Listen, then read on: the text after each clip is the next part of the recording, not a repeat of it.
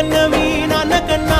అల్లారు ముద్దుగా సాదుకుంటా నీకు కోపం వస్తే కొంత దూరం ఉంటా నువ్వు గీత గీస్తే నేను దాటనంటా కంట నీరు కంటి రెప్ప దాటకుండా కాటుకై కావాలుంటా